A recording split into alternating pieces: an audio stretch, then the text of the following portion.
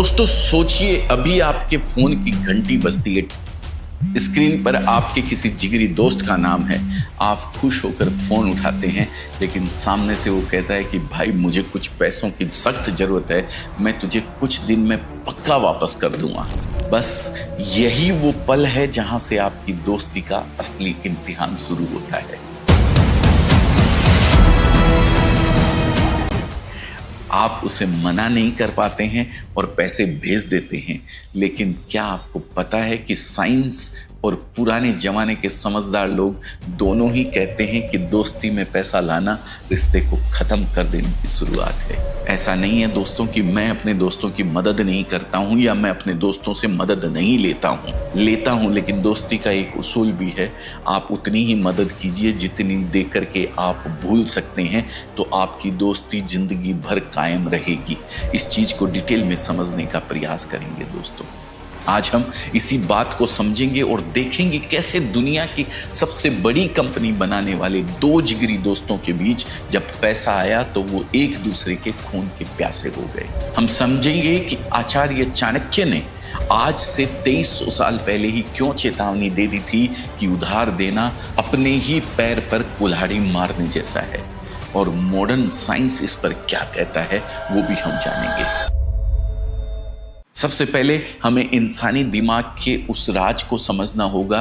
America के मशहूर behavioural economist professor Dan Ariely ने इंसान के व्यवहार को समझने के लिए सालों तक रिसर्च की और एक बहुत ही चौंकाने वाली बात सामने आई। उन्होंने बताया कि हमारा दिमाग दो अलग अलग दुनिया में जीता है।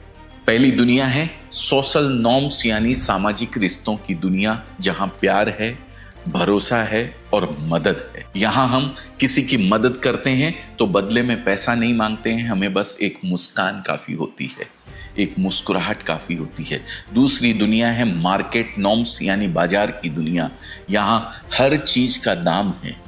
आप दुकानदार को पैसे देते हैं और वो सामान देता है। यहां कोई इमोशन नहीं, सिर्फ हिसाब किताब चलता है।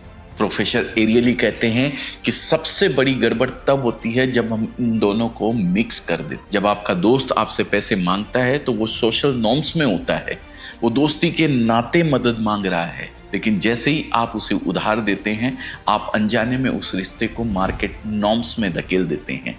अब वो आपका दोस्त कम और आपका कर्जदार ज्यादा बन जाता है और यहीं से सारी प्रॉब्लम शुरू हो जाती है। क्या आपने कभी सोचा है कि पैसा लेने के बाद दोस्त आपसे नजरें क्यों चुराने लगता है? वो आपका फोन क्यों नहीं उठाता है? हमें लगता है कि उसकी नीयत खराब हो गई है, लेकिन साइंस कुछ और कहता है। जब कोई इंसान किसी का कर्जदार होता है तो उसके दिमाग में एक मनोवैज्ञानिक बोझ बन जाता है। वो जब भी आपको देखता है उसे वो उधार याद आता है और उसे शर्मिंदगी महसूस होती है। उसे लगता है कि वो आपकी नजरों में छोटा हो गया है, और कोई भी इंसान छोटा महसूस करना पसंद नहीं करता। इस शर्मिंदगी और बोझ से बचने के लिए उसका दिमाग उसे एक आसान रास्ता दिखाता है।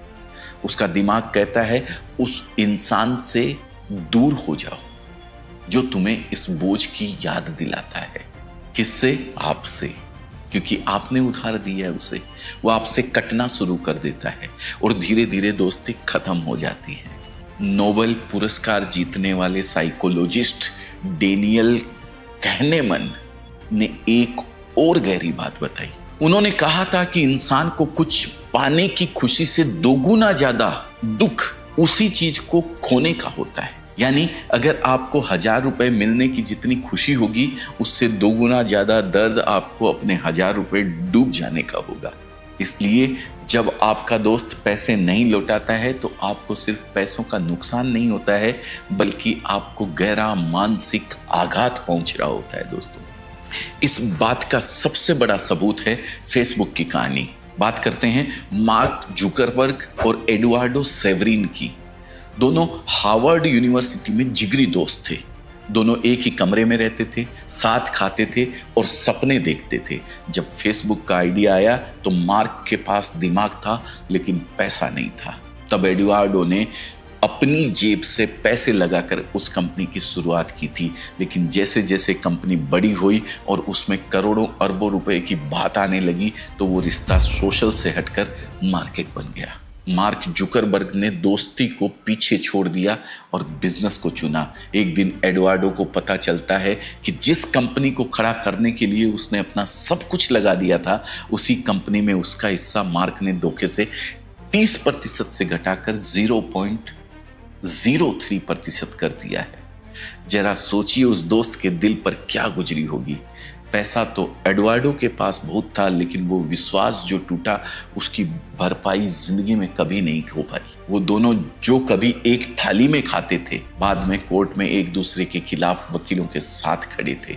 अगर दुनिया के सबसे समझदार और अमीर लोग अपनी दोस्ती को पैसे की आग से नहीं बचा पाए, तो हमें और आपको बहुत संभल कर रहने की जरूरत है दोस्तों। यही बात 2300 साल पहले भारत के महान कूटनीतिज्ञ आचार्य चाणक्य ने बहुत शक्ति से समझाई थी। चाणक्य नीति में साफ लिखा है कि ऋणकर्ता पिता शत्रु, यानी कि कर्ज लेने वाला या कर्ज में डुबाने वाला अगर पिता भी हो तो वो शत्रु के समान हो जाता है। चाणक्य कहते थे कि दो बराबर वालों में ही दोस्ती होती है, लेकिन जैसे ही आप किसी को उधार देते हैं तो आप मालिक बन जाते हैं और वो नौकर वाली स्थिति में आ जाता है। वो आपसे आंखें नहीं मिला पाता है, वो आपकी कॉल इग्नोर करने लगता है और अंत में वो उस शर्मिंदगी से बचने के लिए आपसे रिश्ता ही तोड़ लेता है। तो सवाल यह उठता है कि क्या हम पत्थर दिल बन जाएं? क्या हम दोस्तों की मदद करना छोड़ दें? अगर मेरा दोस्त अस्पताल में है तो क्या मैं उसे मरने दूं? बिल्कुल नहीं। हमारे शास्त्रों में इसका भी एक बहुत ही सटीक उपाय बताया गया है। इसे कहते हैं पात्रता यानी योग्यता। हमारे ऋषियों ने कहा है कि दान उसी को दो जो पात्र हो। आज की भाषा में इसे रिस्क असेसमेंट कहते हैं। जब भी कोई दोस्त पैसा मांगे तो खुद से 3 सवाल पूछें। पहला सवाल, ये नीड है या ग्रीड है?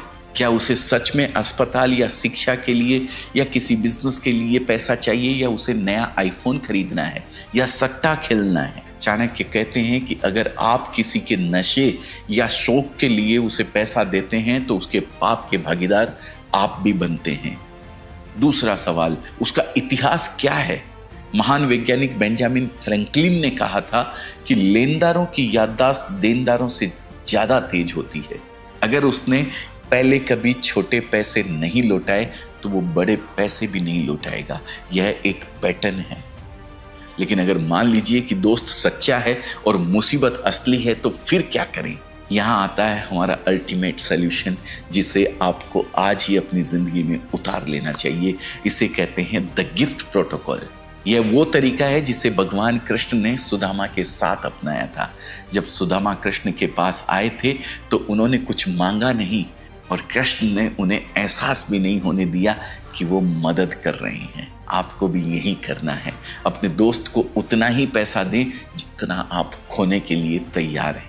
उसे उधार समझकर मत दीजिए, उसे गिफ्ट समझकर दीजिए। अगर दोस्त 50,000 मांग रहा है और आपकी क्षमता सिर्फ 10,000 भूल जाने की है तो उसे साफ कहिए कि भाई 50,000 तो नहीं है, लेकिन ये 10,000 रख ले और इसे वापस करने की टेंशन मत लेना। जब तेरे पास बहुत ज्यादा हो जाए तो दे देना, वरना कोई बात नहीं। इससे आपने मदद भी की और अपने दिमाग से उस उम्मीद के बोझ को हटा दिया जो रिश्तों को तोड़ कर रख देता है।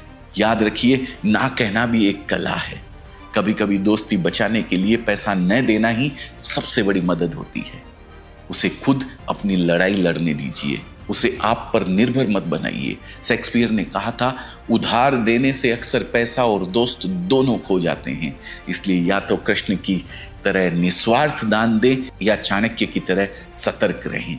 बीच में लटकेंगे तो मार्क और एडवार्डो की तरह अंत में सिर्फ वकीलों के चक्कर काटते रह जाएंगे। यह फैसला आपको करना है कि आपको अपनी जेब में पड़ा हुआ कागज का वो टुकड़ा प्यारा है या वो दोस्त जो आपके सुख दुख में साथ खड़ा रहता है। पैसों को बीच में दीवार मत बनने दीजिए। समझदारी से काम लीजिए, भावनाओं से नहीं, क्योंकि पैसा तो फिर कमाया जा सकता है, लेकिन खोया हुआ विश्वास और बचपन का यार अमेजोन या फ्लिपकार्ट पर नहीं बिकता है दोस्तों। इस बात को गहराई से सोचिए और अगली बार जब फोन की घंटी बजे और उधर से पैसों की मांग आए तो इस वीडियो को याद जरूर कर लीजिएगा एक बार। और हाँ, जिस तरह दोस्ती में भरोसे को परखना जरूरी है, ठीक उसी तरह बिजनेस में भी यह पहचानना बहुत जरूरी है कि कौन आपका सच्चा ग्राहक है और कौन सिर्फ आपका समय बर्बाद करने आया है। क्या आप जानना चाहते हैं कि एक दुकानदार या सेल्समैन कैसे सिर्फ 2 मिनट में यह पहचान सकता है कि दुकान में आया ग्राहक सच में कुछ खरीदेगा या सिर्फ टाइम पास करके जाएगा? तो मेरी यह वाली वीडियो जरूर देखिएगा। स्क्रीन पर जो वीडियो दिख रही है उस पर क्लिक कर दीजिए। मैंने उसमें वो मनोवैज्ञानिक तरीके बताए हैं जिनसे आप एक सच्चे खरीदार को तुरंत पहचान लेंगे। यकीन मानिए, यह वीडियो आपका बहुत सारा समय और एनर्जी बचा जाएगा।